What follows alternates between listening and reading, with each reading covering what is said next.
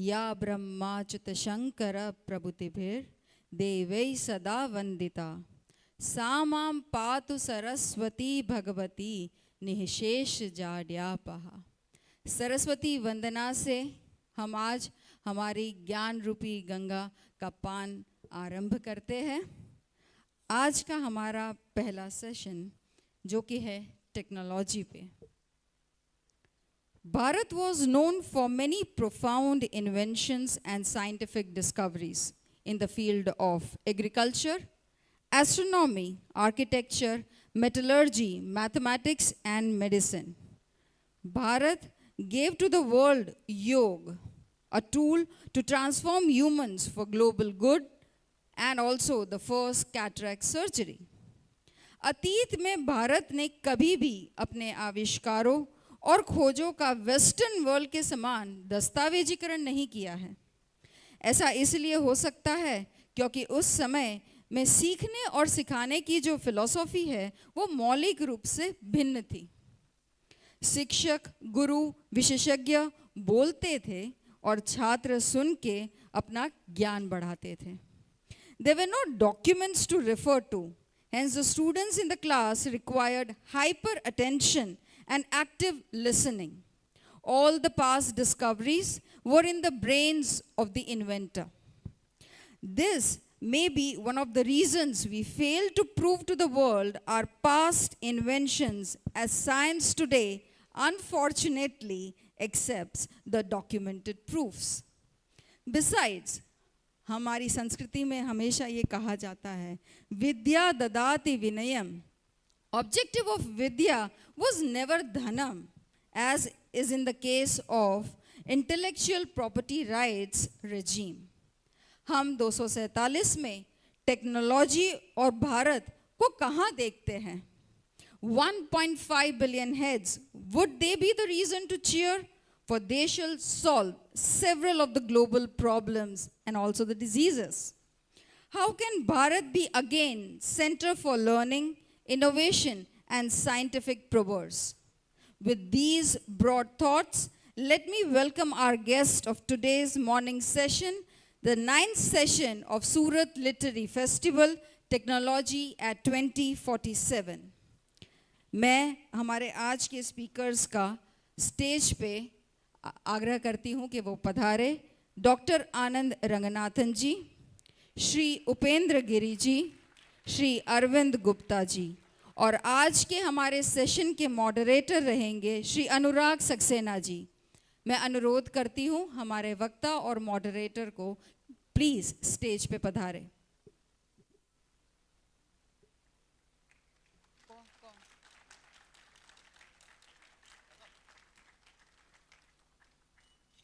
This is for the benefit of our audience कि जहाँ पे हमारे स्पीकर्स का पीछे फोटोग्राफ है, अगर स्पीकर्स वहाँ बैठते हैं तो the audiences, it helps them. Thank you. Dr. Anand Ranganathan ji obtained his BSc Honours degree in chemistry from St. Stephen's College, Delhi, after which he left on a Nehru Centenary Scholarship for Cambridge, United Kingdom, where he obtained his BA Tripos in Natural Sciences, his MA and his PhD. After a postdoctoral stint at Cambridge, Dr. Anand Ranganathan returned to India to join International Center for Genetic Engineering and Biotechnology, Delhi, where he ran his lab for 16 years. Dr. Ranganathan, this is on a personal note, is my and my husband's favorite, one of the favorite speakers on TV news, and I'm sure everyone here agrees to me on this debates, and I'm sure all of us appreciate the same. May I please call upon Shri Siddharth Dave ji to felicitate Professor Anand Ranganathan ji. A huge round of applause, please.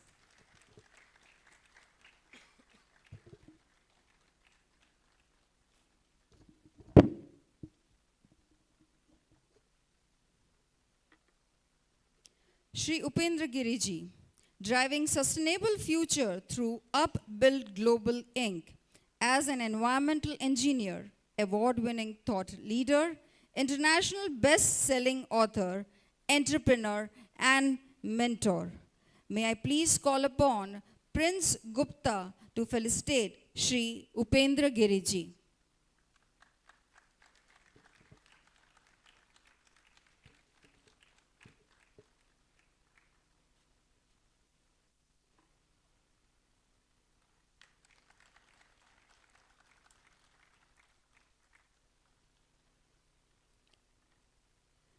Shri Arvind Gupta ji is a tech wizard charting India's digital revolution, the head and co-founder of Digital India Foundation, a policy think tank working in the area of digital inclusion. He is also an adjunct professor at IIT BHU. He has been on the global fintech top 100 list of influencers and also the member of World Economic Forum's Global Features Council on Digital Economy and Society, and also the OECD expert member of Global Value Chains. May I please request Mr. Divyanshu Agrawal to come on the stage and felicitate Shri Arvind Gupta ji.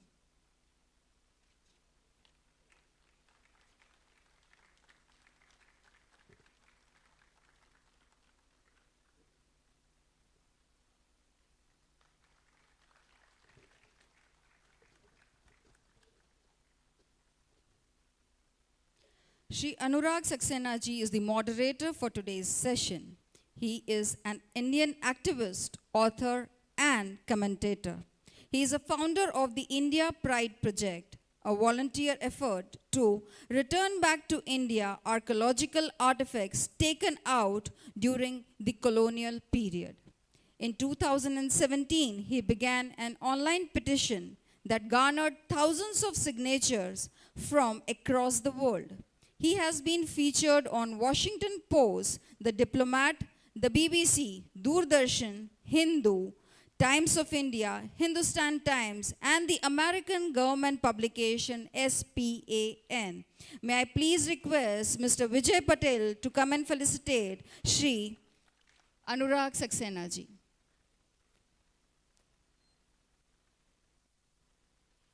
A loud round of applause, please, audience. Thank you so much.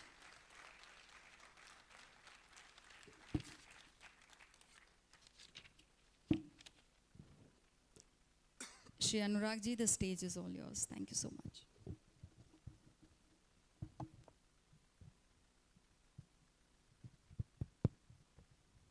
Namaskar, Surat. I want to say thank you to the organizers for organizing a festival of this scale. And also thank you with a little bit of sarcasm. बात ये है कि मुझे 3 साइंटिस्टों के साथ बैठा दिया. Life में मैं एक ही सब्जेक्ट में फेल हुआ हूँ जो है फिजिक्स, और मैं आपको पहले से वार्निंग दे दूँ कि जब मुझे पहला मौका मिला मैट्रिक के बाद मैंने साइंस त्याग दी. सो कहा सुनना माफ़ करना. Please expect ignorant questions. And I think it is very important for us to ask ignorant questions because sometimes the deepest answers come from ignorant questions. तो आज के पैनल का फॉर्मेट ऐसा है कि we are going to cover 3 different areas.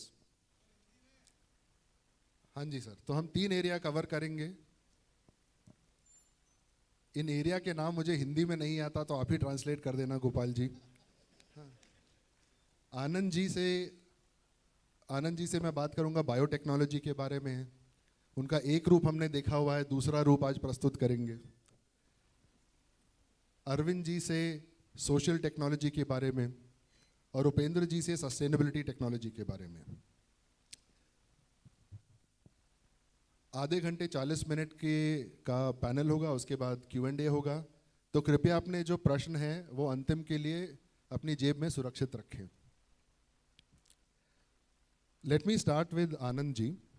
Anand ji जैसे हर इंसान होता है, कल जो विमेंस पैनल था, विमेंस पैनल पे डिस्कशन हुआ कि जो स्त्री होती है वो माँ होती है, बहन होती है, ऑफिस जाती है, अलग अलग उसके रूप होते हैं. पुरुष के भी अलग अलग रूप होते हैं. आनंद जी को हम लोग ने टीवी पे कमेंटेटर के रूप में देखा हुआ है, ऑथर के रूप में देखा हुआ है. कई ऐसे रूप हो सकते हैं जिन्हें हो सकता है हमें पता ना हो सकता है ये बढ़िया गायक हो सकता है ये बढ़िया जो है बायोटेक्नोलॉजी के एक्सपर्ट हो, जो हम जानते ही हैं।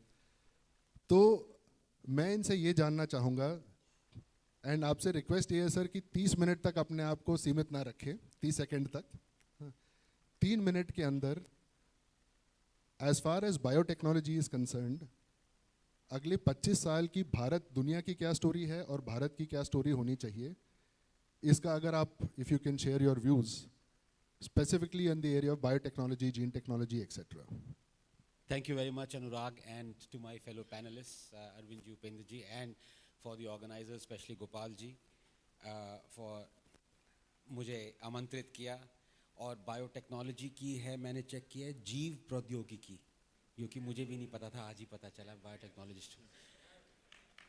और एक सेकंड के लिए तो मैं घबरा गया था, क्योंकि अनुराग जी इंट्रोडक्शन में कह रहे थे ये पुरुष नहीं है महापुरुष, तो थोड़ा ध्यान रखा करो फैमिली चैनल है। नहीं, बट बहुत ही अच्छा टॉपिक है। और मैं ये हमसे पहले मिले थे अभी बाहर, और ये कह रहे थे कैसे इसको ऑर्गेनाइज करें इसको। तो मैंने कहा अभी जितने भी सेशंस हुए हैं, भले ही सबका टाइटल 2047 है, लेकिन वो 2047 में प्रेडिक्शंस जो हैं वो एकदम आखिरी में 5 मिनट में हुई हैं। 1 घंटा प्रेजेंट या पास्ट का डिस्कस किया, तो immediately we should jump to. और ये बहुत मुश्किल होता है फ्यूचर प्रेडिक्ट करना, लेकिन एक तरह से एक चीज़ तो मैं प्रेडिक्ट कर सकता हूँ कि 2047 में leader of opposition Rahul Gandhi रहेंगे। प्राइम मिनिस्टर कौन रहेगा ये बताना बड़ा मुश्किल है। योगी रह चुके होंगे, अमित शाह रह चुके होंगे, आई थिंक अन्नामलाई शायद होंगे, या अगर विमेन प्राइम मिनिस्टर चाहिए तो अय्यरवाल भी है, अपना अभिजीत भी है यहाँ पे, तो ऐसी कोई प्रॉब्लम नहीं है। बहरहाल आपने कहा था कि इग्नोरेंट क्वेश्चन पूछने में कोई बुराई नहीं, तो इससे 2-3 सवाल पूछवा लीजिएगा but to come back to this, एक तरह से बहुत ही अच्छा टॉपिक है, क्योंकि 2047 में आपको प्रिडिक्ट करना है कि क्या होगा। तो जैसा मैंने कहा, बहुत मुश्किल होता है प्रिडिक्ट करना। एक अगर रिवर्स एंगल से उसको देखें, तो आप ये देखें कि आज का जो समय है 2023, उससे 25 साल पहले देखें 1997। क्या 1997 में आप प्रिडिक्ट कर सकते थे जो आज हमारे साथ टेक्नोलॉजी में हो रहा है? ऐसे अगर आप सोचें तो थोड़ी आपको शायद मदद मिलेगी कि आगे वाले 25 साल में मैं क्या प्रिडिक्ट करूं। आई think that's a very nice thought experiment, and मैंने इंडल्ज किया अपने आप को इसमें। तो मैंने सोचा कि 1995 के बाद या 1997 में मैंने ऐसा कुछ सोचा था कि 2020 मतलब क्या हमने सोचा था ऐप्स होंगे, आईफोन्स होंगे, ये टेक्नोलॉजी, मोबाइल फ़ोन तो खैर आ गए थे 1997 में। और डॉक्टर आप अमेरिका से हैं, तो काफ़ी सारी टेक्नोलॉजीज़ इंडिया में थोड़ी देर में आई, लेकिन he must have experience them in America. ऐसी बहुत सारी चीज़ें थी जो हम प्रिडिक्ट नहीं कर पाते 1997 में, जो आज हम यूज़ कर रहे हैं, बहुत सारी टेक्नोलॉजी। लेकिन ऐसी बहुत सारी चीज़ें हैं जो कि बिल्कुल बदली ही नहीं है, और ये ट्रेजेडी है। और इन पे मैं अनुराग कंसंट्रेट करना चाहता हूँ, क्योंकि आपने जैसे जैव प्रौद्योगिकी की बात करी, वो इससे इंट्रिंसिकली रिलेटेड है। और ऐसी क्या चीज़ें हैं आप हमसे पूछें कि जो पिछले 25 साल में बिल्कुल नहीं बदली हैं, और उसका मैं आपको रीज़न भी दे दूं क्यों नहीं बदली। क्योंकि पॉलिटिशियंस ने उनको बदलने ही नहीं दिया है।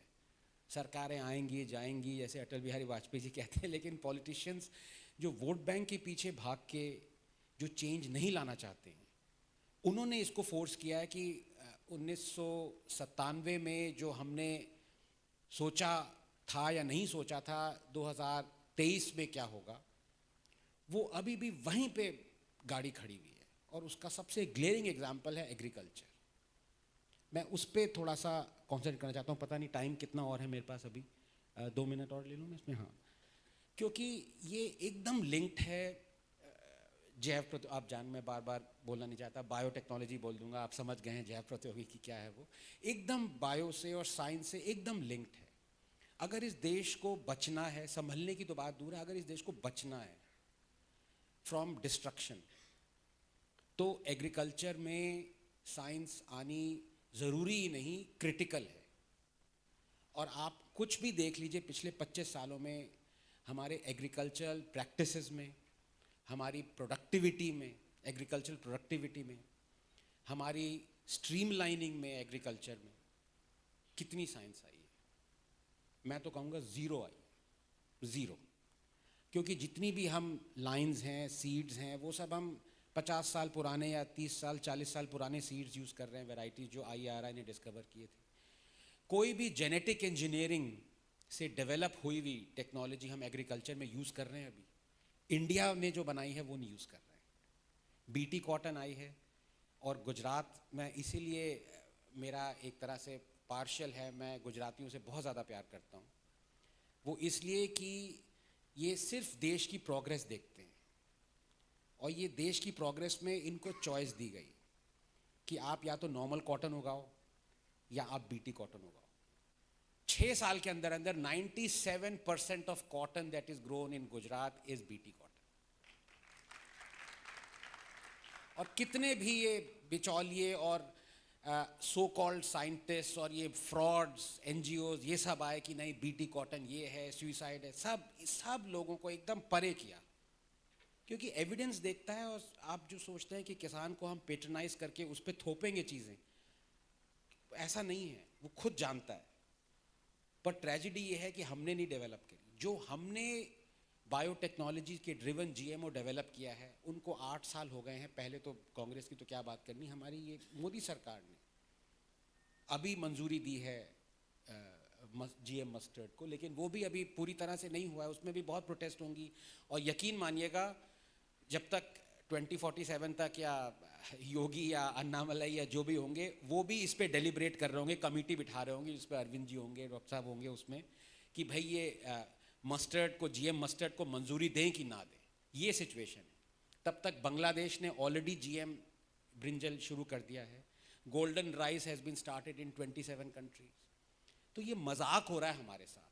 जो हम प्रिडिक्ट करना चाहते थे एग्रीकल्चर 25 साल में 1997 से यहाँ पे आएगा, हम पीछे चले गए हैं। वहाँ तो पहुँचने की बात बाद में आएगी। फार्म लॉस की मैं बात भी नहीं करना चाहता, क्योंकि मुझे बहुत ज़्यादा दुख देते हैं वो, कि जिस तरह से रिपील हुआ और जिस तरह से हमने एक्सेप्ट कर लिया कि फार्मर्स का हम घाटा हम एक्सेप्ट कर लेंगे without any questioning. The most disastrous thing, सारे ऑपोजिशन कांग्रेस पार्टी के मैनिफेस्टोज में थे वो वर्बटिम फार्म लॉज, वो यू टर्न मार के उसको कहने लगे काले फार्म लॉज हैं। तो इस देश को ये जानना होगा कि हम भले ही प्रिडिक्ट करते रहे 2047 2067, लेकिन जो चीज़ें साइंस सुधार सकती है, अब जब तक हम वो नहीं सुधारेंगे तो प्रिडिक्ट करने की बात तो अलग है, हमारा प्रेजेंट भी सर्टेन नहीं है। Thank you. तो Anand ji, just to super summarise your view, क्या आप ये मानते हैं कि from a policy framework perspective policies are becoming a hindrance to scientific progress, yes और नो? पॉलिसी तो बाद में आएगी ना, पहले तो पॉलिटिक्स चल रहा है। पॉलिसी तो फॉर्मुलेट ही नहीं हुई है। There is no, 123 Nobel laureates have signed and said golden rice is absolutely safe, but this country seems to be listening to Vandana Shiva. I don't understand what the issue is. मतलब scientist नहीं कहेगा कि ये safe है unsafe है, तो कौन कहेगा भाई? तो उपेंद्र जी, अगर आपका परमिशन हो, just to contrast this, I would like to go to Arvind ji, क्योंकि उनका व्यू, मैं इनका किगाली डायलॉग्स का टॉक सुन रहा था, उनका व्यू काफ़ी अलग है। I would like to think. Now एक पर्सनल एनेक्डोट शेयर करना चाहता हूँ। जब जिस दिन डीमोनेटाइजेशन हुआ था, इंसिडेंटली हमारे कुछ मित्र मैं मुंबई में था, विवेक अग्निहोत्री जी जो है डायरेक्टर, उनके घर पे डिनर उन्होंने रखा था, और कुछ लोग जैसे कुशल मेहरा जी भी वहाँ पे थे। While in the middle of my talk there demonetisation announce हुआ, तो ऑब्वियसली सबके फ़ोन बजने लगे, टीवी चालू हो गया, डिस्कशन का रुख बदल गया। आपने कितने फ़ोन कॉल्स किए थे इमीडिएटली उसके बाद? सर, आप में और मेरे में फ़र्क यही है। तो उसके बाद 2 घंटा बैठ के हम डिस्कस कर रहे थे, बट उस ग्रुप में कोई भी ये वाणी नहीं कर पाया कि जो पेमेंट्स में या फिनटेक में जो डिजिटल रेवोल्यूशन आएगा डिमोनेटाइजेशन के बाद, वो इस स्केल पे आएगा। उसके 6 महीने बाद मैं दिल्ली में अपना एक कुर्ता प्रेस करा रहा था, धोबी मुझसे आके पूछता है कि सर पेमेंट दीजिए, मेरे पास छुट्टा नहीं था। बोलता है सर पेटीएम कर दीजिए। मैंने कहा कि यार मैं भारत में रहता नहीं हूँ, सिंगापुर में रहता हूँ, पेटीएम नहीं है। तो वो एक्चुअली मुझे एकदम उल्टी नज़र से देख के बोलता है कि सर मैं शाहदरा में रहता हूँ, मेरे पास पेटीएम है, आपके पास पेटीएम नहीं है. So I would like to go to Arvind ji to talk about, obviously respond to Anand ji if you would like to, but also talk about 25 साल का क्या व्यू है आप पे when it comes to infrastructure as to technology as a public service or a public good or societal technology. Thank you Anurag. देखिए आप मेरे को एक बहुत गलती पोजीशन में डाल रहे हैं. मैं प्रोफेसर आनंद रंगनाथन के विपरीत कुछ कह दूं, मैं घर भी जाना चाहता हूं. टीवी पे मैं अपनी एक तरह से रेपुटेशन को मेंटेन करना चाहता हूं, तो मैं उनसे विपरीत कुछ नहीं कहूँगा, बल्कि मैं बहुत सारी चीज़ों से एग्री करता हूं. देखिए फॉर्चुनेटली और अनफॉर्चुनेटली जो आनंद जी ने बहुत बोली, 1997 मुझे याद इसलिए अच्छी तरह से याद रहा है. मैं सिलिकॉन वैली में था उस टाइम. थोड़ा सा टेक हब वर्ल्ड का कहते हैं उसको, Silicon Valley, San Francisco, San Jose, वो सारा एरिया जो है, पालो अल्टो, स्टैनफोर्ड यूनिवर्सिटी के आसपास. तो हम लोग एक बहुत बड़े आविष्कार, हमारी इस डिकेड के एक बहुत बड़े इनोवेटर होते थे स्टीव जॉब्स.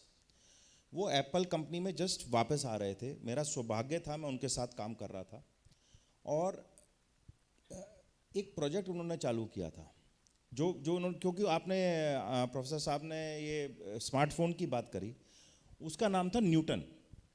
हमारे इस कमरे में, हमारे इस सेमिनार हॉल में बहुत सारे ऐसे लोग होंगे जिनको बिल्कुल नहीं पता होगा. आज हम कितने लोग यहाँ पे आईफोन इस्तेमाल करते हैं? हाथ खड़ा करें जरा. बस 50% लोग आईफोन यूज़ करते हैं. और एप्पल दुनिया की सबसे वैल्यूबल कंपनी है. ये भी आप सबको पता है, नहीं पता है? सबसे वैल्यूबल कंपनी है. बट एक समय ऐसा था कि एप्पल बैंकरप्ट होने वाली थी. वो 1997 था. 1997 में एप्पल बैंकरप्ट होने वाली थी. स्टीव जॉब्स एप्पल से बाहर निकाल दिए गए थे. वापस आने की उनको लाया जा रहा था. उन्होंने एक प्रोडक्ट लॉन्च किया, उसका नाम था न्यूटन. एक्चुअली बहुत ज़्यादा आगे दूरदर्शी प्रोडक्ट था. वो पहला वर्ल्ड का हैंड हेल्ड डिवाइस था, पहला. और हम उस पर कुछ काम कर रहे थे. मैं भी मैं उसको प्रयोग ही कहूँगा, एक्सपेरिमेंट ही कहूँगा. और वो फेल हो गया, चला ही नहीं. 97 से 2000 तक थोड़ा बहुत बिका और वो फेल हो गया. बट एप्पल ने उसको यूज़ करके 2008-9 में पहला स्मार्टफोन बनाया. और उसी टेक्नोलॉजी को जो 10 साल पहले तकरीबन बिल्कुल फेल हो गई थी, उसको रीप्रोविजन किया, रीपर्पस किया, और उसको आज पूरी दुनिया को चेंज कर दिया. तो मेरा कहने का तात्पर्य यह है कि टेक्नोलॉजी की दुनिया में कुछ चीज़ को प्रेडिक्ट करना बहुत ही डिफ़िकल्ट है. बिल गेट्स से लेकर हर कोई फेल हो चुके हैं. प्रोफेसर साहब और मैं अभी डिस्कस कर रहे थे, बिल गेट्स को सब जानते हैं इस कमरे में? हाँ, सुना है ना नाम. आजकल कुछ चैरिटी वर्क भी करते हैं वो. और बट उन्होंने एक ज़माने पे जब माइक्रोसॉफ्ट के वो CEO और चेयरमैन होते थे, उन्होंने एक बात प्रेडिक्ट करी थी, the world will not need more than 64 KB of RAM. How why would a computer need more than 64 KB of RAM? आज हमारे फ़ोन में, हमारे फ़ोन तो बहुत बड़ी बात है, आईफोन तो बहुत बड़ी बात है, 2-4 हज़ार रुपये का फ़ोन में उससे ज़्यादा रैम होती होगी, मेमोरी होती होगी. तो दो चीज़ें बहुत ज़रूरी हैं समझना दोस्तों, कि ये जो अगले 25 साल हैं, ये भारत के 25 साल हैं. और मैं किस कारण से कह रहा हूँ? क्योंकि इस टॉपिक का नाम भारत है 2047 है, ये नहीं कह रहा हूँ. मैं आपको थोड़े से 3-4, अगर अनुराग आप मुझे समय दें तो मैं प्रोफेसर आनंद की लाइन लेकर मुझे थोड़ा सा समय दें, मैं ज़रा सा 3-4 चीज़ें समझाना चाहूँगा इस ऑडियंस को. आज से 3 साल पहले तकरीबन आप अगर एंटरटेनमेंट या कुछ फ़ोन खोलते थे तो एक ऐप होती थी टिकटॉक करके. सबने नाम सुना टिकटॉक का यहाँ पर? आज चलती है क्या इंडिया में? क्योंकि इंडिया ने एक डिसीजन लिया कि हम जो ये सर्वेलेंस वाली टेक्नोलॉजी है, इसको कहते हैं टेक्नोलॉजी फॉर सर्वेलेंस, उसको हम बैन कर देंगे. हमने बैन कर दिया. इंडिया में अब कोई चाइनीज़ टेक्नोलॉजी नहीं चलती है. ठीक है जी, बैन कर दिया. दूसरा, एक टेक्नोलॉजी का जो सिलिकॉन वैली से उपेंद्र साहब और मैं वहीं के पढ़े हुए हैं, बहुत काम किया अपनी लाइफ में. लास्ट 12 साल से मैं इंडिया में हूँ. उससे पहले मैंने उससे 18-19 साल सिलिकॉन वैली में लगाए थे। वहाँ की एक सोच है जो हम सब यूज़ करते हैं यहाँ पर। यहाँ पर कोई ऐसा है जो फेसबुक या मेटा को यूज़ नहीं करता? कोई ऐसा है जो कह सकता है? आप व्हाट्सएप यूज़ करते हैं सर? तो फेसबुक मेटा का ही तो है ना, मेटा ओन्स व्हाट्सएप, तो आप यूज़ करते हैं उसको। हम सब लोग एक टेक्नोलॉजी यूज़ करते हैं जो फेसबुक/मेटा की है, राइट। अब आपने, अनुराग जी ने एक बात करी, ये एक दूसरी सोच है, विश्व की दूसरी सोच है। एक सोच है चाइनीज सोच, जिसको मैं इंग्लिश में कहता हूँ टेक्नोलॉजी फॉर सर्वेलेंस। एक सिलिकॉन वैली की सोच है टेक्नोलॉजी फॉर प्रॉफिट, सिर्फ काम है प्रॉफिट प्रॉफिट प्रॉफिट। हमारे देश की एक सोच है, और वो मेरी प्रेडिक्शन है कि यही सोच पूरी दुनिया में अगले 15, 20, 25 साल में फैलेगी। वो है टेक्नोलॉजी फॉर डेवलपमेंट। वो क्या सोच है? यहाँ पे कितने लोग हैं जो, आपने पेटीएम का नाम लिया, मैं थोड़ा आपसे डिफर करूँगा। हर कोई पेटीएम नहीं इस्तेमाल करता, हर कोई यूपीआई इस्तेमाल करता है। कौन है यहाँ पे जो यूपीआई नहीं इस्तेमाल करता? आप क्यों नहीं करते? करते हैं ना। तो मैंने पूछा कौन नहीं करता? नेगेटिव क्वेश्चन है, नॉर क्वेश्चन है। कोई है ऐसा नहीं करता? अगर आप पेटीएम यूज़ करते हैं, गूगल पे यूज़ करते हैं, व्हाट्सएप पे यूज़ करते हैं, तो आप क्या यूज़ कर रहे हैं? यूपीआई। 8 बिलियन मतलब 800 crore transaction, 800 crore, please understand the number. 800 crore transactions a month are happening on UPI. पूरे दुनिया की सारी ट्रांजैक्शंस को आप इकट्ठा कर लें, पेमेंट ट्रांजैक्शन, तो यूपीआई उससे ज़्यादा करता है। आप इसका महत्व समझते हैं? ये कितने साल में हुआ? डिमोनेटाइजेशन 2016 में हुआ था, आज 2023 का शुरुआत है, 6.5 साल में हुआ है। यूपीआई करने में और किसी और माध्यम से पेमेंट करने में फ़र्क क्या है? अगर आप अमेरिकन टेक्नोलॉजी यूज़ करते हो तो 2% चार्ज लेते हैं, यूपीआई फ्री है। ये सोसाइटी के लिए टेक्नोलॉजी बनी है। जो मेरा बड़ा मैसेज है कि जो भारत का एक सोचने का तरीका है वो है technology for development, data for development, technology for development, societal technology, जिससे हमारा क्वालिटी ऑफ लाइफ बेटर होती है। वो एक प्रमुख टेक्नोलॉजी रहेगी, एक प्रमुख सोचने का तरीका रहेगा। क्या टेक्नोलॉजी इंपॉर्टेंट होगी 2047 में? मैं नहीं कह सकता, मैं बिल गेट्स क्या कोई भी नहीं कह सकता। लेकिन मैं एक चीज़ जरूर कह सकता हूँ, एक प्रेडिक्शन कर सकता हूँ, जो टेक्नोलॉजी हमारी क्वालिटी ऑफ लाइफ को, हमारी गवर्नेंस को, हमारी एक इनकम लेवल्स को बेटर करेगी, वो टेक्नोलॉजी 2047 में अच्छी करेगी। ये मेरा कहना है। यहाँ पर मैं अपने ओपनिंग स्टेटमेंट्स को विश्राम देता हूँ। This is very interesting. तो जिस मुद्दे की मैं अभी बात करने वाला हूँ वो अरविंद जी बहुत क्लोजली जानते हैं। कुछ साल पहले, मैं नाम नहीं लूँगा क्योंकि कॉपीराइट इश्यूज, लीगल इश्यूज हो सकते हैं, बट 2 अमेरिकन कंपनीज जो पेमेंट गेटवेज हैं, आप लोग समझ ही गए होंगे मैं किसकी बात कर रहा हूँ, वो आरबीआई के पास ऑफिशियली गए, हाई कोर्ट में ऑफिशियली गए, सबके पास ये बोलने गए कि हमारा धंधा भारत में बंद हो रहा है क्योंकि हमारा जो कॉस्ट पर ट्रांजैक्शन है, मतलब जितने में हम बेच पा रहे हैं उससे कम में मुनाफे के साथ इंडिया स्टैक और यूपीआई डिलीवर कर रहा है। ये केस काफ़ी न्यूज़पेपर्स में भी वगैरह कवर हुआ है। And I think this is a very good example कि जो वेस्टर्न मॉडल ऑफ टेक्नोलॉजी है वो बहुत ही एक प्राइवेट मॉडल है, जिसमें प्राइवेट कैपिटल लगता है, प्राइवेट इनोवेशन लगता है, प्राइवेट स्टेक होल्डर्स होते हैं, प्राइवेट प्रॉफिट होता है। भारत का जो मॉडल है, this is the first time I think कि टेक्नोलॉजी इनोवेशन जो है वो गवर्नमेंट से, जो उसकी जो गंगोत्री है वो सरकार है। कई लोग इसका स्केल और इम्प्लीकेशन समझने में गलती करते हैं क्योंकि गवर्नमेंट को ऐसा माना जाता है कि बस आप सरकार है तो आप काम ही गंदा कर रहे होंगे। Point I'm making is it is so significant कि they have threatened 100-year-old companies that are present in 150 plus countries.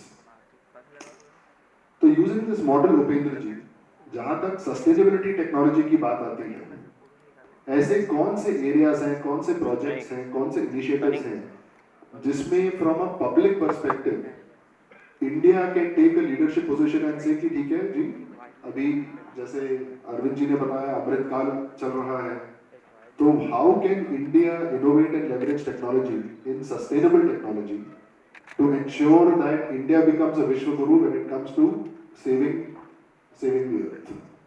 Wonderful. Truth must be told. देखिए, मैं कोई साइंटिस्ट नहीं हूँ और ना मैं कोई डॉक्टर। मैं एक गांव में पैदा हुआ बच्चा जिसका सपना था कि सबसे पहले तो जब गांव में जब रहते हैं तो आप लोगों से हवाई जहाज जाता है तो आप देखते हैं कि अगर वो उड़ सकता है तो मैं क्यों नहीं उड़ सकता। ये 6 साल का बच्चा सोचता है। फिर बात बढ़ती आगे तो आपको जुनून उठता है कि भाई किसी दिन पर्यावरण के बारे में सोचा जाएगा। और पर्यावरण के बारे में अगर आप बात करें तो जामिया से मैंने इंजीनियरिंग किया था 1991 में, और अभी उनका 100वां एनिवर्सरी था तो शाहरुख खान की डेट नहीं मिली तो हमें बुला लिया गया, जबकि हम 3rd वेटिंग लिस्ट में थे सिविल इंजीनियरिंग में। तो मैं शुक्रगुजार था उन 3 लोगों का जिन्होंने जामिया को रिजेक्ट किया था उस दिन। मेरी ससुराल वालों को एक दूल्हा चाहिए था जो इंजीनियर होता हिंदुस्तान से, क्योंकि मेरी ससुराल अमेरिका में। आज भी वही दर्जा देता हूँ मैं उसको। तो मैंने ना जमीन, जुबान और जिम्मेदार, तो मैं चाहता हूं कि मैं उसके पर्सपेक्टिव से आपको शेयर करूं। बाय द वे, जो पिक्चर पीछे लगी है मेरा सूट वही है, बदला नहीं। कोई पिक्चर ले रहा था, आपने पिक्चर ली थी ना रास्ते में, कहते कि साहब वही सूट पहन रखा है आपने, ठीक है। कारण उसका ये है कि भाई शादी में जो सूट सिलता है, मेरे भतीजी की शादी थी, मैंने सोचा कि चेंज नहीं करूं और उसको कुछ बार पहन पाऊं। अभी इंदौर से आ रहा हूं तो उन्होंने बड़ी वो खातिरदारी की, तो मेरा थोड़ा सा सिचुएशन टाइट सी है, बट आई विल ओके। चलिए, जैसे ऑन लाइटर साइड 8 बिलियन लोग, 8 बिलियन सपने, जिस जननी और जन्मभूमि और टाइम्स में हमने जन्म लिया है, 50 साल के आसपास में इतना कुछ बदलाव आया है और उसका भार पूरा एक जननी पर है। अब उस जननी को उन सारे सपने पूरे करने हैं, उनके पेट भरने हैं। आनंद साहब ने बड़ा अच्छा जिक्र किया एग्रीकल्चर के बारे, सेक्टर के बारे में। दुनिया में लोगों ने बहुत सुना कि क्लाइमेट चेंज का चैलेंज आने वाला है, शोर मचता रहा। ये क्लाइमेट चेंज की बात नहीं है, ये क्लाइमेट क्राइसिस का सिचुएशन है। और कई बार क्या होता है, जब तक हमारे पे बीतती नहीं है ना, तब तक सब कुछ हल्का सा लगता है। आई थिंक कोविड टाइम्स ने बता दिया कि नेचर का प्रकोप कभी भी आ सकता है। क्या हम उसके लिए तैयार हैं? देखिए, आज हम बड़े जोश के साथ बोलते हैं कि हमारी 1/6 पॉपुलेशन है दुनिया में और इस साल हम चाइना को टेक ओवर कर देंगे। 2047 में अगर हम विजुलाइज करें, जैसे आपने एक 25 साल पुरानी बात करी, तो 25 साल पहले क्या चल रहा था? मैं एक नासा के प्रोजेक्ट पे एनवायरमेंटल का अपना काम कर रहा था और वहाँ पे बहुत बड़ा ऑयल स्पिल होता है। ऑयल स्पिल होके ग्राउंड वाटर में जाता है और अमेरिका में एक लॉ है, जो भी एनवायरमेंट को पोल्यूट करेगा उसकी जिम्मेदारी उसको फिक्स करने की होगी। तो वो पानी बाहर निकाला जाता है, उसको ट्रीट किया जाता है, फिर वापस पंप किया जाता है। तो 25 साल पहले मैं इस प्रोजेक्ट पे इन्वॉल्व था एज ए प्रोग्राम मैनेजर।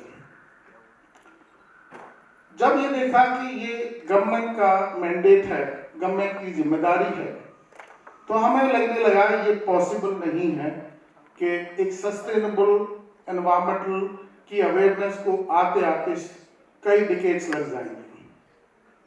लेकिन कोविड बड़े टाइमली आया, लोगों को जागृत किए। थोड़ा सा झटका है अभी। You can not predict anything. जैसे आप दिल्ली से बॉम्बे से आप जाइए पुणे, स्टेट रोड पे कई बार आप सो भी जाते हैं कई बार, किसी को पड़ा नींद आई कभी? नहीं, लगता है नींद आ गई शायद, अचानक कोई शोर सा हुआ और आप जग गए। तो कोविड ये है सिचुएशन। बट आने वाला वक्त कैसे होने वाला है, जैसे आप मसूरी से देहरादून उतरिए, आप एक पलक झपक के दिखा दीजिए, एक सेकंड के लिए आप डोज ऑफ, राइट? क्या होने वाला? You have to be so attentive. हम पास्ट की प्रॉब्लम में नहीं फंसे रह सकते, हम फ्यूचर की ज्यादा कल्पना नहीं कर सकते, हमें प्रेजेंट में रहना होगा। नाउ टाइम इज नाउ, और ये टाइम जो ना रनिंग आउट हो रहा है हमारे हाथों से। अब आपने सिचुएशन समझ ली, समस्या समझ ली, लेकिन इसका सॉल्यूशन क्या है? सॉल्यूशन हम सबके पास है, और इसकी जिम्मेदारी हम सबकी है। कोई स्टेट, कोई government body, United Nations, world bank, किसी की जिम्मेदारी नहीं है, ये हम सबकी जिम्मेदारी बनती है। मैं आपको एग्जांपल देता हूँ। अब मेरे दोस्त है यूएस में, छोटा सा बच्चा, इनका करीब 1.5 साल का, तो वो उन्होंने जैसे उनका डायपर बदला बच्चे का, तो बच्चे ने जैसे ही बदला डायपर, वो खड़ा हो गया और उसने इंसिस्ट किया उस डायपर को अपने हाथ में लेके, वो उसको वहां जाना था जहां पे उसको डिस्पोज करना है। उसने अपने फादर को नहीं करने दिया। तो जो वेस्ट मैनेजमेंट की प्रॉब्लम की सस्टेनेबिलिटी का जो पर्सपेक्टिव है, वो आपके बचपन से, आपकी अपब्रिंगिंग से शुरू होती है। और ये ऐसा नहीं हो सकता कि कोई और करेगा, we need to own it. और उसमें जहां तक टेक्नोलॉजी का सवाल है, जहां तक टेक्नोलॉजी, अरविंद जी तो गुरु आदमी है उसके, जैसे जैसे चाहे फाइनेंस सेक्टर में टेक्नोलॉजी का इस्तेमाल हो रहा हो, हेल्थ केयर में हो रहा हो, बायोटेक्नोलॉजी के माध्यम से हो रहा हो, मैन्युफैक्चरिंग में होना हो, लॉजिस्टिक्स में हो रहा हो, एविएशन में होना हो, तो पर्यावरण में भी वही सिचुएशन आने वाली है। अब अचानक मौसम ऐसे बदल जाता है, कोई भी सिचुएशन बदल जाती है, तो सारी कंट्रीज में आज बहुत बड़े लेवल पे ये अवेयरनेस आ गई है। और जितने भी इन्वेस्टर्स हैं वो आपके डिस्क्लोजर्स मांग रहे हैं बड़ी कंपनी से सर। वो मांग रहे हैं कि भाई आप इसके लिए आपका क्या कंट्रीब्यूशन है। ये पहले क्या होता था कि गवर्नमेंट की जिम्मेदारी सर, गवर्नमेंट नहीं कर सकती अकेले, हम सबको जिम्मेदारी लेनी होगी। चाहे आईओटी का बहुत बड़ा रोल आने वाला सर, आर्टिफिशियल इंटेलिजेंस तो हर चीज में घुसने वाली है, और पर्यावरण के मामले तो ये बहुत रामबाण बनने वाली है। तो इसके बारे में चर्चा फर्दर करेंगे। मैं सोचा कि आपको थोड़ा सा पर्सपेक्टिव दे दें। Thank you. Anand ji, you wanted a quick rebuttal. Yeah, well, hello.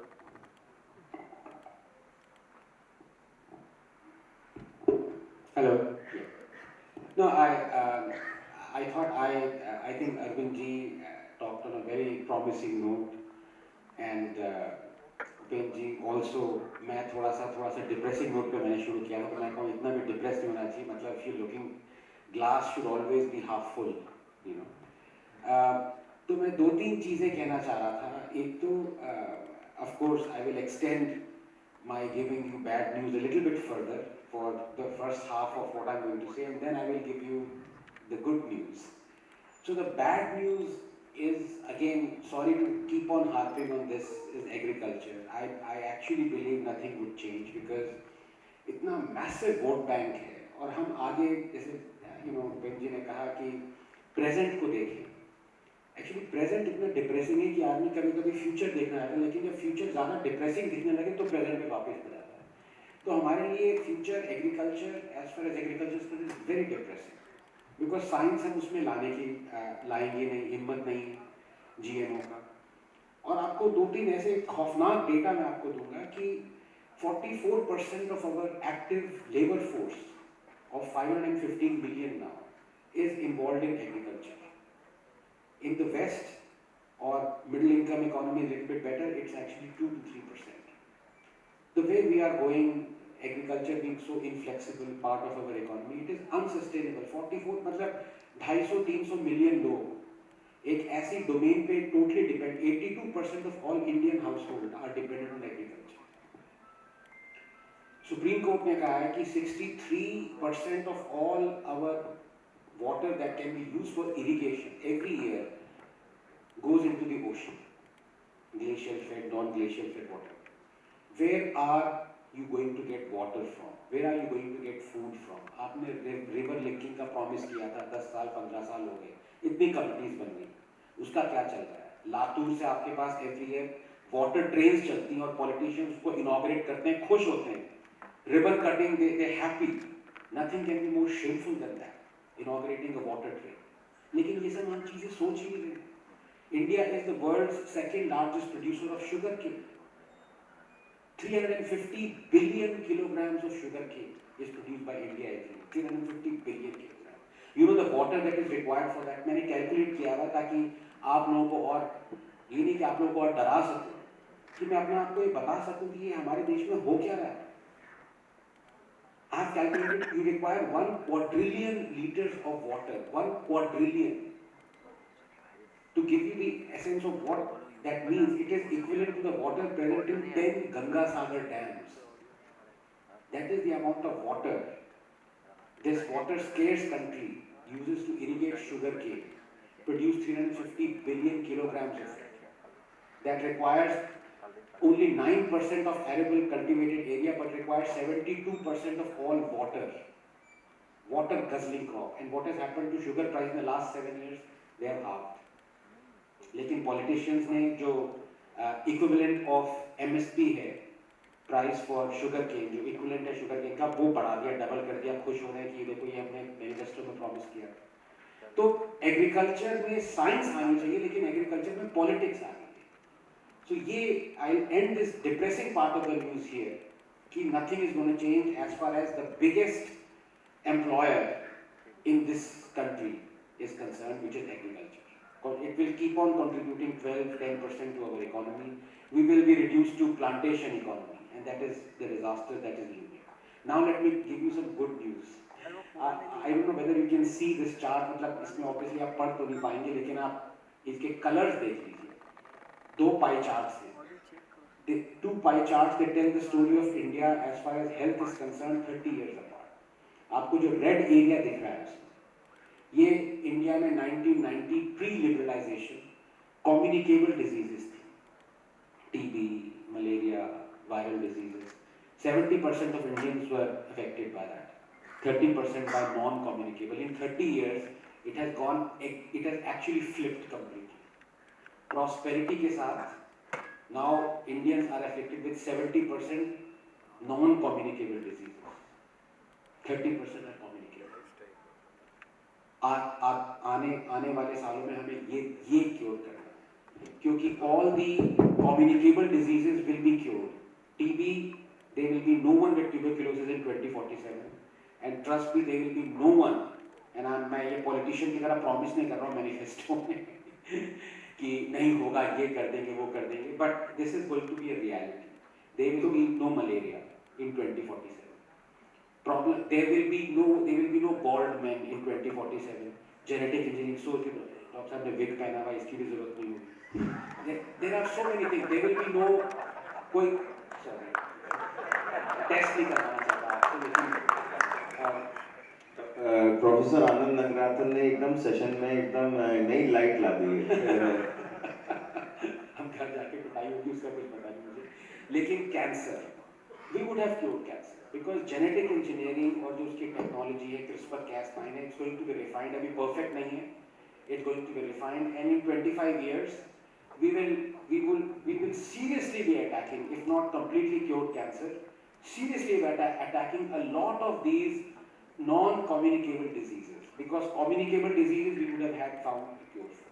So Anand ji, so this is a very interesting thing. तो अभी के पैनल में आपने देखा होगा कि हालांकि सभी पढ़े लिखे, सभी माने आप तीनों तो पढ़े लिखे हैं ही, right? Severe doubts हैं मेरे पे. So everybody comes from very similar backgrounds, thinking etc. But differences of opinion काफी अधिक थे. कोई पब्लिक रिस्पॉन्सिबिलिटी की बात करता है, कोई इंडिविजुअल रिस्पॉन्सिबिलिटी की बात कर रहा है, कोई ऑप्टिमिस्ट है, कोई पेसिमिस्ट है, कोई कोई टेक्नोलॉजी एज एन एनेबलर की बात कर रहा है, कोई पॉलिसी एज ए डिसेबलर की बात कर रहा है. The only common theme was कि जो निश्चितता है वो कम रहेगी. There will be ambiguity, therefore we don't know. So I want to make this session a little more interactive. तो 5 सेकंड में एक जो स्पेक्ट्रम होता है ऑप्टिमिज्म और पेसिमिज्म के बीच में, -10 is you are extremely pessimistic, +10 is you are extremely optimistic, 0 is कि भैया पता नहीं.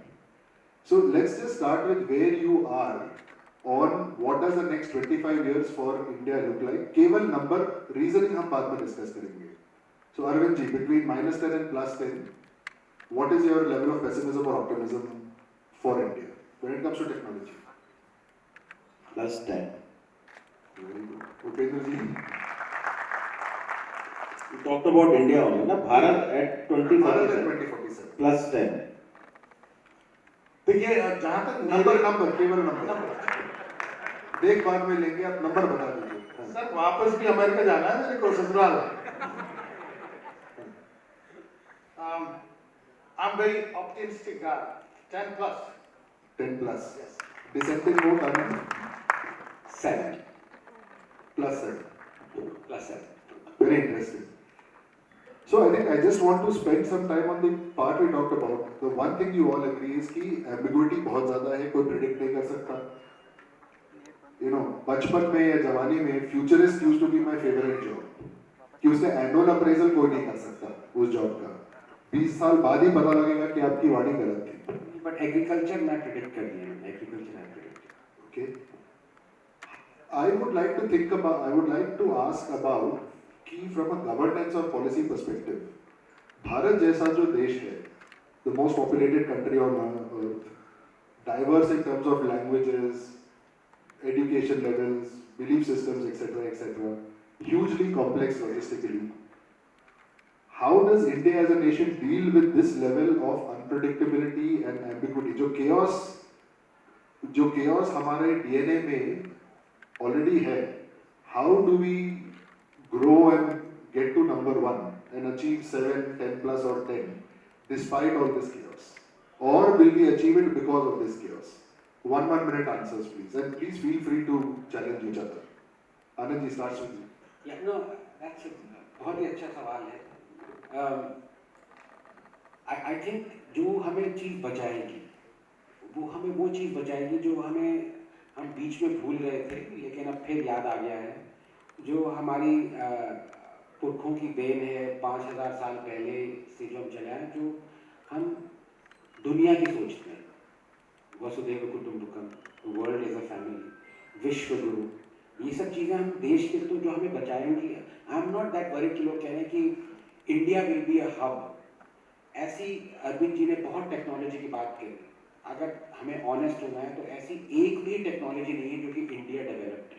आप नासा में काम करें, ऐसी कोई नहीं. We have to be honest about it. But ऐसे बहुत सारे लोग हैं जो कि इंडियंस नासा में जाके टेक्नोलॉजी डिस्कवर करी. ऐसे बहुत सारे साइंटिस्ट हैं जो कि यूरोप में जाके, अमेरिका में जाके उन्होंने चीज़ें डिस्कवर करी. तो ये जो हमारी देन है, हमें ये we are for the world. जो टेक्नोलॉजी डेवलप होंगी वो इंडिया में आएंगी. इंडियंस टेक्नोलॉजी डेवलप करेंगे. आप सिंगापुर में हैं, आप सिलिकॉन वैली में हैं, आप नासा में हैं. So many things. सो आपसे डिसएग्री करना पड़ेगा. श्योर, बस 30 सेकंड दे दीजिए. बट जिस चीज़ के लिए मैं बहुत ऑप्टिमिस्टिक हूँ, और मैं इसलिए कह रहा हूँ क्योंकि साइंस में ऐसी इंडिया की कोई भी इंडिजिनस टेक्नोलॉजी नहीं है जो कि अभी वर्ल्ड यूज़ कर रहा है. वैक्सीन से लेकर कोई भी drug. We have to be honest and we have to give this appraisal to ourselves. But the fact is, lot of Indians are fantastic scientists and doctors. उसमें कोई दो राय नहीं. तो क्या हमें ये सोचना चाहिए कि यार हम ऐसे हब्स क्यों नहीं क्रिएट कर पा रहे जहाँ पे ये चीज़ें हम डिस्कवर करें, या हम एजुकेशन सिस्टम को इतना बढ़ाएं कि हम फैलें और बाहर जाके भी वो चीज़ें डिस्कवर करें, क्योंकि हमें पता है वो चीज़ें वापस आएंगी. फॉर एग्जाम्पल कोविशील्ड है, वो ऑक्सफोर्ड ने डेवलप करी है, लेकिन 2 बिलियन इंडियंस और 2 billion vaccinations have been administered to 1 billion Indians. Covishield in But record time. Anand ji, let me just challenge you a little bit. कुछ लोग ये भी कहते हैं कि जो आप कह रहे हैं वो बात सही है. कुछ भारतीय ऐसे हैं जो सूट पहनते हैं, कांटे छुरी से पापड़ खाते हैं. सिमिलरली कुछ अंग्रेज ऐसे जी, दो बैठे हुए हैं ना सूट वाले. हाँ, 2 सूट वाले बैठे हुए हैं. सिमिलरली काफी जीन्स पहनी और हमें कोस रहे हैं. वेस्टर्न वर्ल्ड में कई लोग ऐसे भी हैं जो after finding all materialistic benefits they look towards Indic learnings, meditation, हल्दी दूध को गोल्डन मिल्क करके बेचते हैं, योग is catching on in a big way, etcetera etcetera. तो क्या ऐसा नहीं है कि क्योंकि हमारी जो नॉलेज है वो ओपन सोर्स थी, उसका फायदा, मॉनेटरी फायदा हम नहीं उठा और पाए? देखिए अरविंद जी ने जो बात कही ना कि आप टेक्नोलॉजी डेवलप कर रहे हैं, इन्होंने सोसाइटी डेवलपमेंट के लिए कहा. मैं उससे एक एक्स्ट्रा जाऊंगा, हमारी इंटरनल कभी सोच कंस्ट्रक्टिव सोच रही नहीं. एक्चुअली ये विश्व गुरु वाली सोच हमारी, पता नहीं जब से हिंदुइज्म ने जन्म लिया या वेदास, हम एक्चुअली वही सोचते आ रहे हैं कि पूरे देश का भला हो. ऑनेस्टली इतने सारे लोगों ने, मैं आपको क्या क्या गुनाहूं, इंडियन साइंटिस्ट, उन्होंने पैटेंट नहीं लिया. World, I mean you talk of G N. Ramachandran, fellow should have got 3 Nobel prizes. आप जो कैट स्कैन की बात करते हैं, tomography, he invented it, he didn't patent it. आप कर्नल चोपड़ा की बात करें, रेसरपीन जो ड्रग है, at one point of time 1950s में it was the world's largest selling drug, he didn't patent it. So many cases like that. So जैसे ऋग्वेद में कहा गया है ना, all that is not shared is lost. इतनी deep, ये किसी ने कह दिया, ऋषि मुनि ने लिख दिया, बट हमारी सोच वैसी है. आई थिंक दैट्स अमेजिंग. तो हमें कंस्ट्रक्ट करके, हमें, इसलिए मैं ऑप्टिमिस्टिक हूँ. बहुत लोग जो होते हैं ना, मैं भी जब छोटा था तो अरे यार ब्रेन ड्रेन हो रहा है, ब्रेन ड्रेन हो रहा है, क्यों सोच रहे हैं उसके बारे में?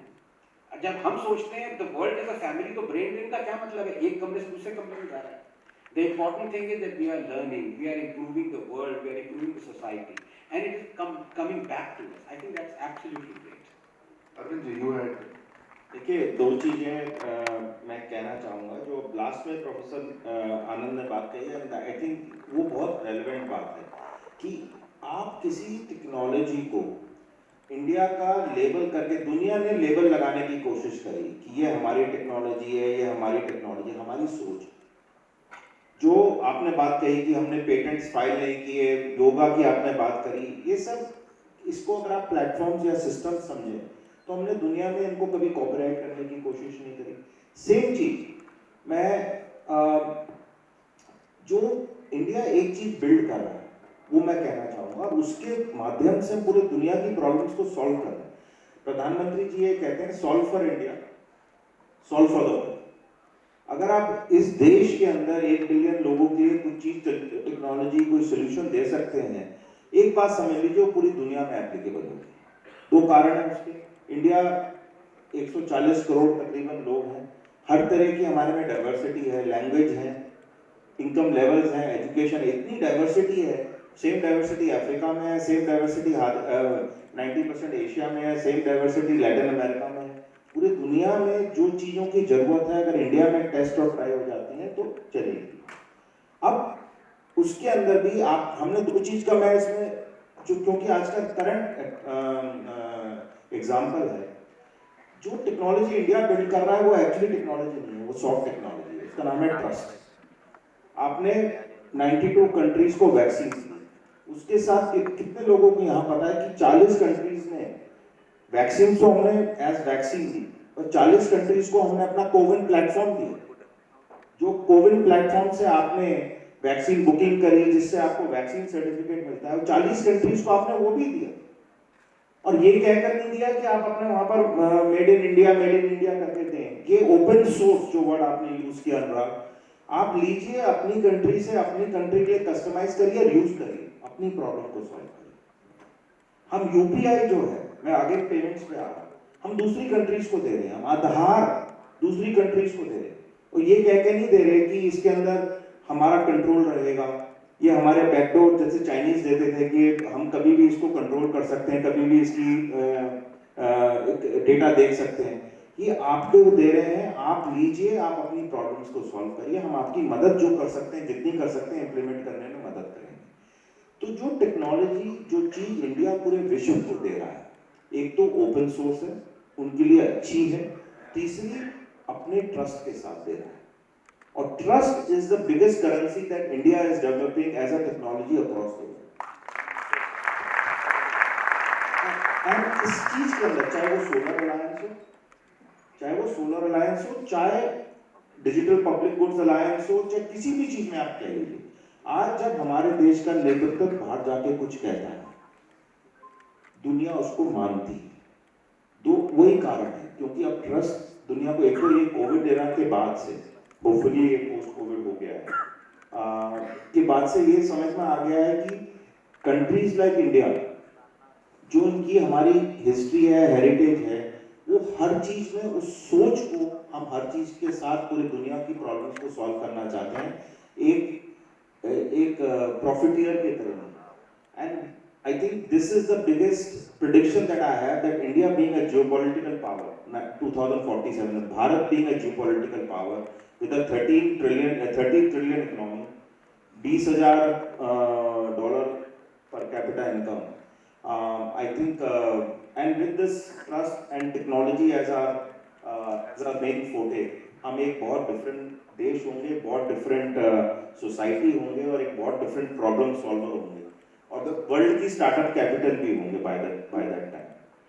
इतना ज़्यादा optimism, yes, even less than that. मैं मतलब जैसे आपने कहा, आपने इतने आंकड़े गिना दिए, 20 ट्रिलियन इकोनॉमी, ये सब। मैं बस एक चीज़ कहना चाहूँगा कि हमसे इस डायस पे और इस हॉल में जितनी इंटेलिजेंस है लोगों की, उसको अगर आप 100 से मल्टीप्लाई कर दीजिए तो वो भी कम रहेगी जितनी डॉक्टर अब्दुल कलाम की थी। उन्होंने 2000 में कहा था कि by 2020 India will be a super power developed country, और आज हम कहाँ? We are not even 100th of what he envisaged. So if he can go so wrong, the point I'm trying to make is that if someone as genius and as intelligent as Dr. Kalam can get it so wrong on our country, we have to revisit him and say, why did he get it so wrong? इतनी सारी optimism चीजें, जो optimistic चीजें हो सकती है, लेकिन जो छोटी छोटी चीजें जो कि हम इमीडिएटली ठीक कर सकते हैं, जब तक हम वो ठीक नहीं करेंगे तो हम कैसे बनेंगे 20 ट्रिलियन इकोनॉमी? वो हमें ठीक करनी है। जो हमें दिख रही है, जो नहीं दिख रही है, वो तो दुनिया देगी, हम देंगे, बहुत, वो तो बात की बात है। लेकिन जो दिख रही है, इतनी सारी चीजें, टूरिज्म पे तो मैं अभी गया भी नहीं, जिस तरह का डिजास्टर जोन है, जो लो हैंगिंग फ्रूट्स, जब तक हम वो प्लग नहीं करेंगे तो कैसे हम 20 ट्रिलियन बनेंगे? So let me just take off on that, Anand ji, and 30 seconds of closing comment each, क्योंकि organizers are saying we have to open it up for Q&A. Science में हम लोग जो asymmetric functions की बात करते हैं, जो disproportionate gains की बात business के language में होती है, कि ऐसा कौन सा एक छोटा change है, contributing factor है या lever है, जिसको बदलने से we can increase India's probability to become that superpower that you are talking about. 30-second answer from each of you, starting with Anand ji, then Giri ji, and then Arvind ji. देखिए, immediately आप ये देखिए, आप पता नहीं हम में से कितने लोगों को जानते होंगे Lakshmi Kutty ji. How many of you know who is Lakshmi Kutty? देखिए, एक दो हाथ ऊपर गए, 100-150 लोगों में से 2 हाथ ऊपर गए। इससे ज़्यादा शब्द मैं, please, I am not trying to insult anyone here, even I didn't know who Lakshmi Kutty was until Modi ji और the government gave her permission. Lakshmi Kutty ji ने अपनी पूरी जान लगा दी है। 500 आयुर्वेदिक मेडिसिन उनके पास है, 500। अगर हमारे लोगों में, हमारे साइंटिफिक एडवाइजर्स में, हमारे पॉलिटिशियंस में अगर थोड़ी सी ये सेंस होती, दूरदर्शिता की, देखने की, आपने ये आपके सवाल को डायरेक्टली आंसर करता है, तो पिछले 5 सालों में हमारे पास एटलीस्ट 10 तो छोड़िए, 15-20 लक्ष्मी कुट्टी इंस्टीट्यूट्स ऑफ नेचुरल प्रोडक्ट्स। हम लक्ष्मी कुट्टी जी के वहाँ जाते, वहाँ से हम वो फूल पत्ते लेके आते, उसमें से इंग्रेडिएंट निकालते एक्टिव। और मैं ये नहीं कह रहा कि वो पत्ता क्योर नहीं कर सकता, लेकिन ये वो ये ना कि मलेरिया आपको बार्क भी क्योर कर सकता है, लेकिन क्विनीन जो उसके अंदर से निकली है वो हजारों करोड़ों टाइम ज़्यादा अच्छी तरह क्योर कर सकता है। तो हमारे पास ये लक्ष्मी कुट्टी इंस्टीट्यूट है, उनका सिर्फ एक काम होता, हमारी नेचुरल डाइवर्सिटी वेस्टर्न घाट्स की जितने सारे आयुर्वेदिक हमारे सैंपल्स हैं, कर्नल चोपड़ा ने 6000 पेड़ कैटलॉग किए गए, फादर ऑफ फार्माकोलॉजी, पर हम सब ये भूल चुके हैं, हमने उनको पद्मश्री देके वो भूल गए। बस ये याद रखते हैं कि उन्होंने ये फूल पत्ता है, इससे हो सकता है कि आपको जो स्नेक ने बाइट किया उन्हें। We should have made institutes that would have found out the active ingredient, and some of them could have been wonder drugs. Just one example, 10 seconds, artemisinin. It is only the second drug against malaria. It is being used now because chloroquine के against बहुत resistance आ गई। Chinese lady who discovered it got the Nobel Prize. और हम इतना कहते हैं, Indian science कह रहे हैं इम्पैक्ट फैक्टर, एच फैक्टर, आई फैक्टर, तुमने 5 इम्पैक्ट फैक्टर पे पब्लिश किया, नहीं नेचर साइंस में करो 40 impact factor. Do you know where her work that fetched her the Nobel Prize was published? 0.9 impact factor। तो ये वेस्टर्न एकरिंग और रैट रेस में ना फंसे, जो चीज हम अच्छी करते थे 50s 60s में, India was the champion of natural products, let us go back to there. I am so confident we could have at least dug out, just like artemisinin, at least 10 to 20 one of the most potent super drugs, but we haven't done it. Oh, I absolutely agree. In fact, just sharing a personal story. जो महत्व, जो exposure कुट्टी जी को मिलना था, silicon valley में Stanford में एना स्पुडिक है, she does a very similar research of figuring out active ingredients in naturopathy products in India. आज से आई थिंक 8-10 साल पहले उन्होंने ये डिस्कवर किया कि जो बायोपेपरिन होता है, जिसको हम लोग कॉमन पार्लेंस में पिप्पली बोलते हैं, कितने लोग पिप्पली यूज करते हैं खाने में? महाराष्ट्र में जो पिप्पली बोला जाता है, लॉन्ग पेपर, गुजरात में हो सकता है कोई दूसरा नाम हो। Bioperine increases absorption of any nutrients by 1000 times, not 1000%, 1000 times. और अगर आप कोई भी सप्लीमेंट नेटवर्क, सप्लीमेंट्स का जो बोली जो आती है, if you look at it in the US now, all the premium supplements are using biopeperine as a minor active ingredient, right? And this is something that was discovered that in India we knew always. उसको जैसे हमारे गांव में कहते थे कि जब भी हल्दी डालो तो ये ब्लैक पेपर, काली मिर्च भी डाल दो, और ऐसा उसको उन लोग बोलते हैं कि नहीं, वो जो राहु है वो शनि को काट देता है, तो एक के बिना दूसरा यूज मत करो। बट मैं आपको चैलेंज कर रहा हूँ अनुराग कि राइट नाउ स्वीडन में, अमेरिका में, यूरोप में ऐसे इंस्टीट्यूट्स हैं जो कि चोरी छुपे लक्ष्मी कुट्टी के जो आयुर्वेदिक सैंपल्स हैं उससे प्रोडक्ट निकालेंगे, वो प्रोडक्ट एंटी कैंसर मिलेगा, उनको नोबेल प्राइज मिलेगा, और जब उन्हें नोबेल प्राइज मिलेगा हम लक्ष्मी कुट्टी को पद्म विभूषण दे देंगे।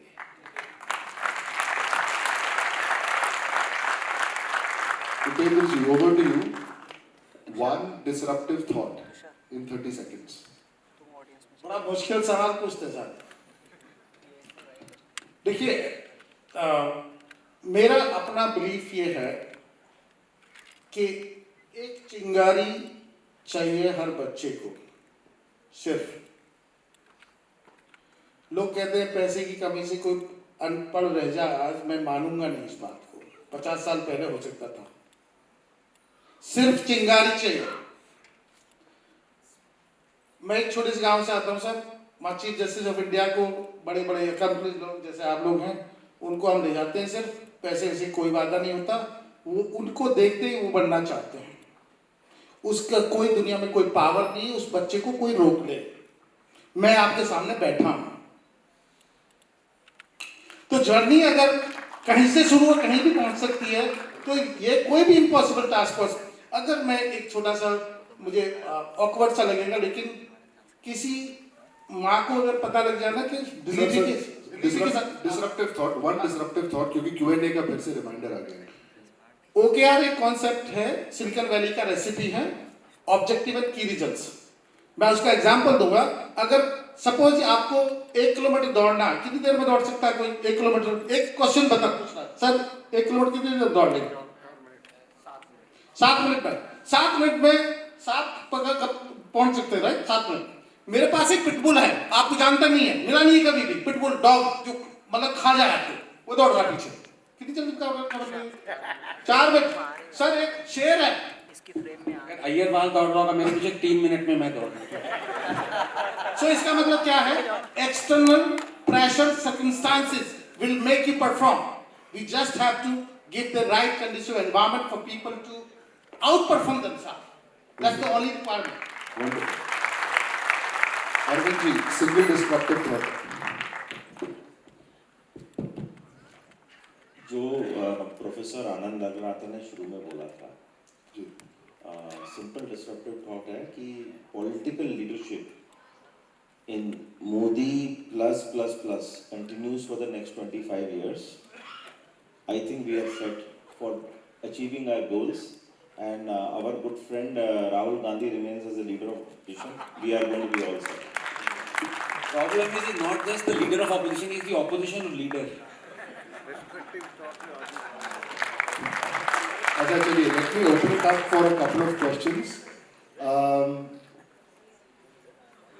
अच्छा, कोई भी सवाल होगा, अभिजीत नहीं अब अभिजीत जी, मैं आपसे सीख के फ्रंट रो को आज मना करने वाला हूँ. Thank you. हाँ, चलिए, mike to the gentleman in the beard there please. Hello sir, and one more thing, very short question. हाँ, कोई कमेंट्री नहीं, कोई स्पीच नहीं, केवल सवाल, और किससे पूछ रहे हैं ये पॉइंट कर दीजिए. हाँ, आनंद सर कल सबको रिबटल कर रहे थे, तो आपकी परमिशन हो तो थोड़ा कर दो प्लीज. सर, आप सीएम का बोले कि यहाँ पे परमिशन मतलब नहीं देते पॉलिटिशियन जनरली, बट जो लोग वो ला रहे हैं, जो लोग उनके पीछे हैं जो टेक्नोलॉजी के, उनके बारे में भी हमको जानना चाहिए कि वो लोग क्या है, उनके गोल क्या है.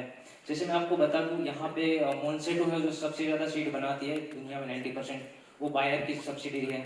बायर ही है जो पेस्टिसाइड बनाता है, और बायर ही है जो कैंसर के केमोथेरापी भी बनाती है. तो हमको ये चीज़ कैसे, उनकी जो मोनोपोली है सब चीज़ में, क्या हमको वो चीज़ नहीं देखनी चाहिए. और आप फार्म लॉ की बात कर रहे थे जैसे, तो उनका विरोध करने वाले जो लोग हैं, आईपीएस में फंड, आप मुझे पढ़ते हैं तो आपको पता होगा, तो उनको जो फंड करने वाले लोग हैं वो बिल गेट्स के आसपास के ही लोग हैं, जो अजीम प्रेम जी है, इन्फोसिस है, फार्मा और टेक्नोलॉजी वाले ग्रुप जो बेंगलोर का वही है. तो ये क्या चीज़ है, मतलब ये समझ में नहीं आती कभी कभी कि यही लोग एक ग्रुप बनाए हैं जो उनको फंड कर रहे हैं विरोध करने के लिए. यही लोग सरकार में बैठ के थिंक टैंक के जरिए कोई पॉलिसी भी पास करवाते हैं. तो ये मोनोपोली वाला जो ग्रुप है, उनके बारे में सोच के हमको ये नहीं सोचना चाहिए कि इनका गोल क्या है और ये हमको नुकसान कर सकता है, इनका डीपॉपुलेशन का भी गोल है. तो ये सब चीज़ें हमको क्या नहीं सोचनी चाहिए. Do you mind I do the rarest of rare and take this question? Please sir. अगला सेशन इकोनॉमिक्स का है, मैं उस सेशन में हूँ, पर आपने सवाल पूछा तो इसका I am going to take the liberty of answering this question. इसका बॉस इस मोनोपोली को मार्केट ही तोड़ सकता है, और जो एग्जांपल आपने दिया उसमें मार्केट ऑलरेडी तोड़ चुका है. भारतीय कंपनी है यूपीएल, जो यूनाइटेड फॉस्फोरस लिमिटेड, जो पहले नाम होता था. आज की डेट में UPL is a top 5 crop protection company. Syngenta, Bayer, Monsanto, NCL, UPL is in that league. तो ये मोनोपोली जो है एक गुजराती कंपनी ने ही तोड़ी है. और रज्जू भाई श्रॉफ जो इसके फाउंडर है, पिछले साल उनको पद्मा अवार्ड भी दिया गया केवल इस मोनोपोली को तोड़ने के लिए. तो आई बिलीव कि the response will come from Gujaratism, if I can call it that, which is entrepreneurship. जैसे जैसे इंडियन ऑल्टरनेटिव्स और भारतीय एंटरप्रेन्योर्स क्रिएट होंगे, जब वो एम्बिशन के साथ स्केल करेंगे तो ये वैसे ही टूट जाएगा. बट इनका इतिहास ये रहा ना कि जो लोग, कई जो हमारे वैज्ञानिक है वो जिनकी लाशें मिली हैं रेलवे ट्रैक पे, तो इनका इतिहास ऐसे लोग नहीं है कि ये चाहते हैं कि सब पढ़े. इनका आप इतिहास देखोगे तो जो लोग कुछ कर रहा है उनको भी ये हटाने से बचते नहीं हैं. तो ये सब चीजें, इनके पीछे कौन लोग हैं वो भी हमको देखना चाहिए एक बार. तो हम लोग, सर ने बोला कि और लोगों से भी सवाल लेने एक सर, एक बिल और गेट्स, लोगों से भी सवाल लेने सर प्लीज. बिल गेट्स जो है वो और सबसे लोगों से बड़े भी सवाल सवाल लेने है. Sir please. हाँ हाँ, हाँ, 20 बिलियन इन्वेस्ट और लोगों करके से भी 200 सवाल बिलियन लेने वो सर. बनाते सर, हैं. सर 3 मिनट बचे मुझे. ठीक.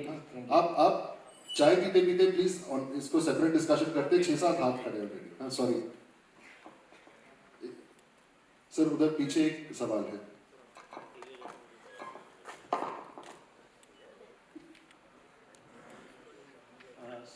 I'm Siddharth, 4th year majors from NIT. So I was going to ask, I'm asking to the whole panel that even though we see a resurgence, like a big way technology is being implemented, and yet the government is not, its own policies that relating to the data dissemination is not conducive to technology, right? So if I want to get some policy documents, I'll have to search like a lot for it. There's no such data framework or technology for it. This So- is a very good question. Great question. Currently, Arvind ji is closest and most equipped to give the answer. Arvind ji. जो अगर आप data की बात करते हैं, information की बात कर रहे हैं, आप डेटा से ज़्यादा इंफॉर्मेशन की बात कर रहे हैं, आप एक साइट को जाइए और उसको सब्सक्राइब करिए। ये कोई अमेरिकन साइट नहीं है, गवर्नमेंट ऑफ इंडिया की साइट है, इसका नाम है mygov.in। तो उस पर जाइए, सारी पॉलिसीज़ जो आपको इम्पैक्ट करती हैं उस पर आपको मिलेंगी। अगर नहीं है, पूरा मुझे बोलने दीजिए, मुझे लगता है I know you are very young and very उत्सुक, बट अगर नहीं है तो उसको सजेशन दिए, वो डलेंगी। अगर कोई डॉक्यूमेंट ओपन है, ये गवर्नमेंट ऑफ इंडिया की पॉलिसी है, अगर कोई document open public space document है तो उस साइट पे जरूर होगा या उस साइट के लिंक पे जरूर होगा, ये बात मान लीजिए। But navigating that is a big problem. Like it is there, but to get it is the hard thing. मैं एक चीज में गूगल का मैप्स यूज करते हैं ना आप? करते हैं नहीं करते? Yeah, of course. तो गाड़ी चलानी भी पड़ती है, ट्रैफिक भी आता है, लेकिन रास्ते में पहुंचते हैं तो वो आएगा, सब सरलता आएगी, but don't expect everything to be served on a platter, but that's okay, that's fine, that's a good suggestion. नहीं, पर गूगल से याद आया कि बैंगलोर में जब गूगल मैप्स यूज़ कर रहे होते हैं तो वो गूगल लेडी कहती है मुझे दिल्ली ले जाओ, मैं यहाँ ट्रैफिक में नहीं।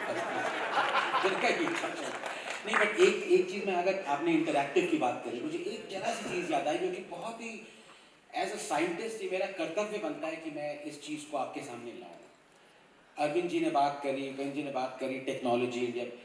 क्या आप मुझे, मेरे को पता है और मैं आपको बताऊंगा भी, in the last, let us say 10 years, India's greatest technological discovery, कोई मुझे बता सकता है?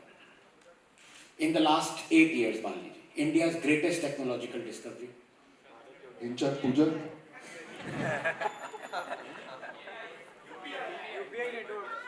UPI is not Indian, but Mars.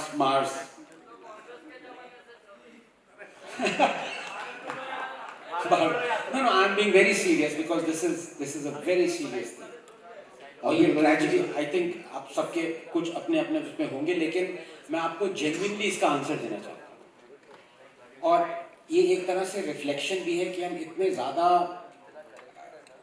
I don't know क्या हो गया है हमें, कि हम जिसने ये ग्रेटेस्ट टेक्नोलॉजी डिस्कवर करी है, हम उसका नाम भी नहीं जानते। ये पिछले 100 साल की बात नहीं है, फॉरगॉटन इंडियन साइंटिस्ट चोपड़ा और वो सब, ये पिछले 10 साल का है।